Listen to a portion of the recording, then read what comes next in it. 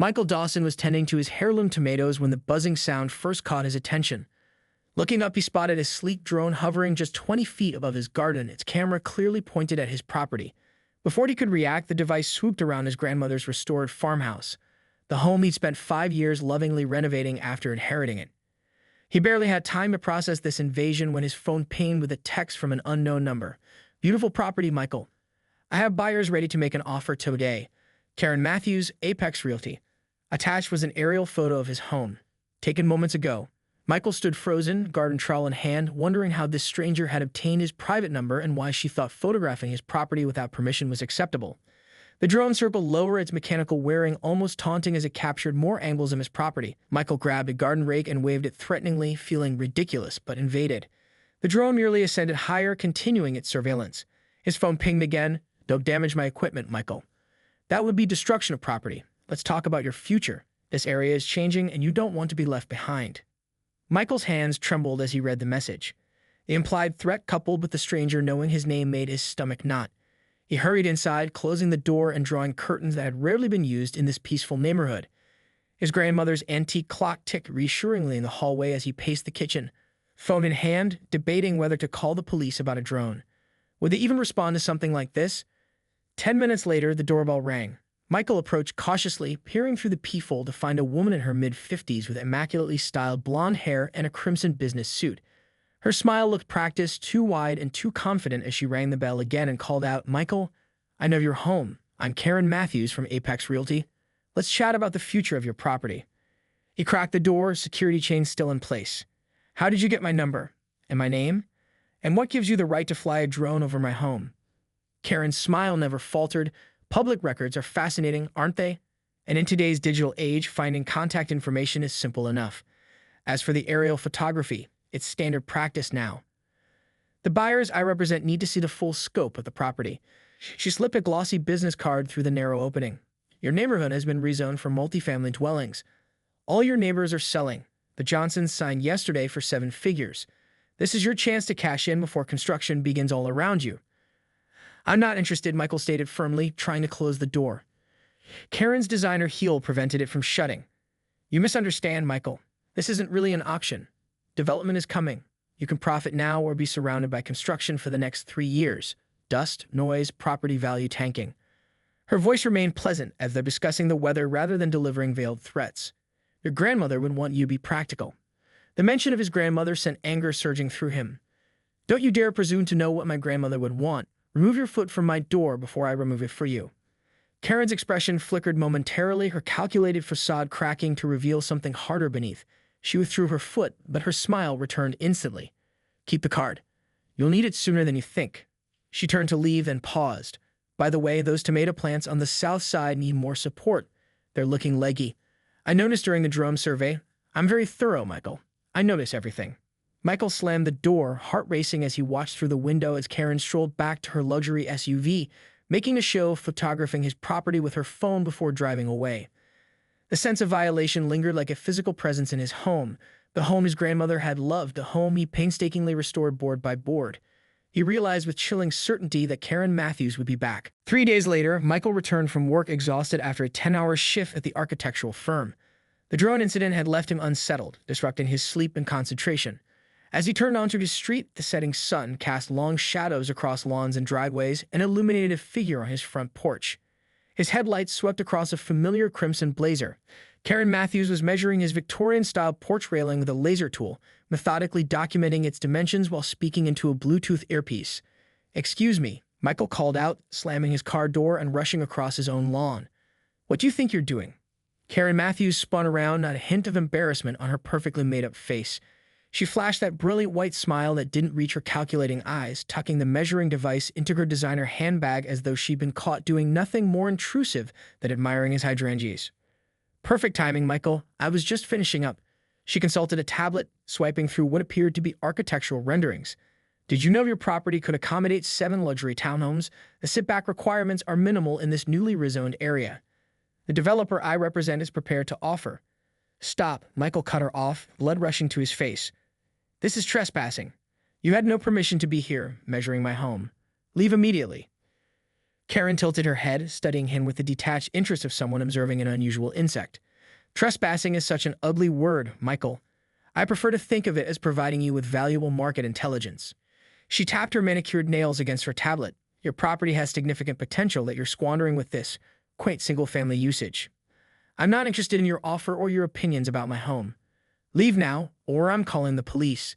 Instead of apologizing, Karen reached into her leather portfolio and handed him a glossy folder. Before you make any hasty decisions, take a look at what we envision for this space. Despite himself, Michael opened the folder. Inside were professional architectural renderings showing his demolished home replaced by a row of sleek, modern townhouses labeled Apex Estates, luxury living in historic heritage hills. His stomach lurched at the garish sign digitally planted where his grandmother's century-old oak tree currently stood. We've already conducted soil tests and preliminary surveys. Karen continued casually as if this additional trespass was inconsequential. The foundation of your home is showing signs of settlement on the north corner. Not surprising given its age. Repairing that alone would cost you upwards of $30,000. Michael's head snapped up. You've been on my property multiple times, testing my soil. Karen waved dismissively. Just think about it, she purred, clicking a key fob that unlocked a gleaming Mercedes SUV parked across the street.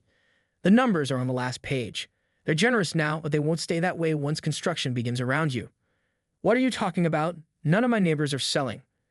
Karen's smile widened as she slid into her vehicle. Your neighbors are smarter than you think, Michael. The Hendersons next door. We close next week.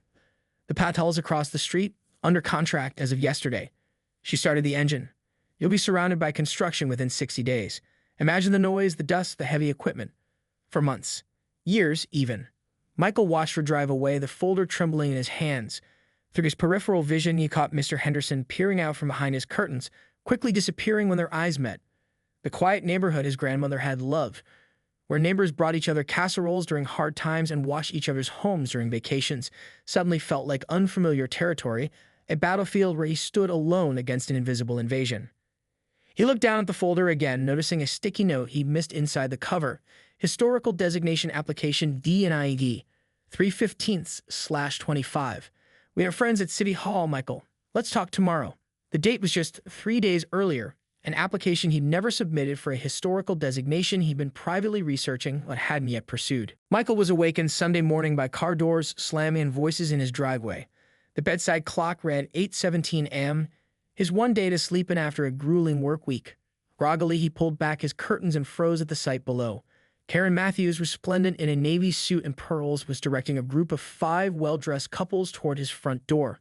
A younger man in an Apex Realty polo shirt was unfolding brochure stands on his lawn. As you can see, Karen announced loudly, her voice carrying clearly through Michael's partially open window. This location is absolutely prime. Walking distance to the new Meridian Mall development, 10 minutes from downtown, and the lot itself is nearly an acre. Perfect for our luxury townhome concept. One of the men in the group gestured toward the house. What about the existing structure? Karen laughed, a practiced theatrical sound. The structure itself will be demolished, of course. It's charming in that old-fashioned way, but completely impractical for modern living. No open concept, energy efficiency rating is abysmal, and the foundation issues alone. She made a dismissive gesture. The value here is entirely in the land. Michael's hands clenched the windowsill as he watched these strangers evaluate his home, his life, as something disposable. He threw on jeans and a t-shirt, not bothering with shoes as he rushed downstairs and flung open his front door just as Karen was reaching for the knob. What is going on here? Michael demanded, his voice cracking with anger and disbelief. The prospective buyers shifted uncomfortably, but Karen didn't miss a beat. Michael, there must be some misunderstanding. I was told this property was available for viewing this morning. Her smile remained fixed, but her eyes flashed a warning. Available? This is my home. These people are trespassing on private property. All of you need to leave immediately. An older couple began retreating toward their car, murmuring apologies, but others seemed confused rather than apologetic. One woman stepped forward with a printed flyer in her hand. But we have an appointment. The listing says open house 8:15 to 10:30. She held out the paper, which featured professional photos of Michael's house, interior shots he'd never authorized, with prime development opportunity emblazoned across the top. The property was listed at $1.2 million, a price Michael had never discussed with anyone. He snatched the flyer, scanning it in disbelief. Where did you get these pictures of the inside of my house? He demanded, turning to Karen. These rooms, my grandmother's study and kitchen when did you? I'm sure this is all just a clerical error, Karen interrupted smoothly, turning to address the group. Perhaps there was confusion about which property was ready to view today. So sorry folks, but our next property is just 2 blocks over. It's even larger, with better southern exposure for the planned community pool. As she herded the disappointed buyers back toward their vehicles, Michael stormed across his lawn and ripped up the temporary open house sign Karen had planted by his mailbox. The young assistant was hurriedly gathering brochures featuring Michael's home, listed at a price he'd never authorized with details of a sale that didn't exist. Give me those, Michael demanded, grabbing for the stack of materials. The assistant looked to Karen, who nodded slightly. But as Michael reached for the brochures, Karen stepped between them. You know, hostile behavior toward potential buyers could be considered interference with business practices, she said quietly, her voice now stripped of its friendly veneer. You're fighting the inevitable, Michael. This neighborhood is changing with or without your cooperation. This is fraud, Michael hissed, waving the flyer. I never listed my house. I never authorized these photos. I never. Prove it, Karen replied simply, her perfectly lined lips curving into something that resembled a smile but contained no warmth. It would be your word against mine. And unlike you, I have relationships with every real estate attorney in this county. She turned toward the watching buyers, immediately transforming back into the cheerful realtor. So sorry, folks, our next property is just 2 blocks over. Even better opportunity, and the seller is much more cooperative. As the convoy of luxury vehicles pulled away, Michael stood alone on his lawn, barefoot and shaking, the unauthorized listing clutched in his hand. A notification chimed on his phone, an email from Zillow congratulating him on listing his property. Somehow, his home was now officially on the market, without his knowledge or consent. At the hardware store, Michael's account of Karen's aggressive tactics sparked unexpected recognition from the cashier. You too. Check this out. The young man pulled up a community Facebook group titled Apex Realty Victims, with over 40 members, all local homeowners. Through the group, Michael discovered Karen's husband was a city council member who had recently voted to rezone their area for high-density development while publicly claiming to support neighborhood preservation. More disturbing were the patterns. Apex specifically targeted elderly homeowners and properties with recent deaths in the family.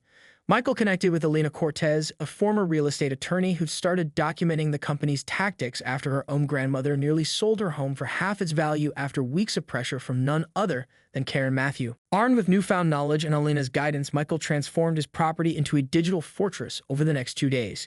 He installed high-resolution security cameras at strategic points, motion-activated floodlights that would illuminate every approach, and prominent no trespassing signs that specifically named Apex Realty. Elena helped him file formal cease and desist papers, which they sent via certified mail to Karen, her broker, and Apex Realty's corporate office. Document everything, Elena had emphasized. Every call, every text, every encounter. Wisconsin is a one-party consent state for recordings. Use that to your advantage. On Thursday afternoon, Michael was in a client meeting when his phone vibrated with security alerts. Excusing himself, he stepped into the hallway and opened the app to watch live footage of Karen Matthews leading an older couple along his garden path, gesturing expansively toward the house. Her voice came through clearly on the audio feed. The property has excellent southern exposure and mature landscaping that would be preserved in the development plan, a major selling point for the condos that would face this direction. She brushed her hand against Michael's prized Japanese maple. We'd relocate this specimen tree to the community courtyard. The elderly gentleman looked uncertain. The current owner is on board with all this? Karen's laugh tinkled like breaking glass. The owner is motivated to sell. His grandmother passed, and he can't keep up with the maintenance. Between the property taxes and the needed repairs, it's becoming a financial burden. He's practically begging for rescue. She lowered her voice confidentially. Between us, there's also a small foundation issue that he can't afford to address. Nothing that would affect our plans since we'd be starting fresh.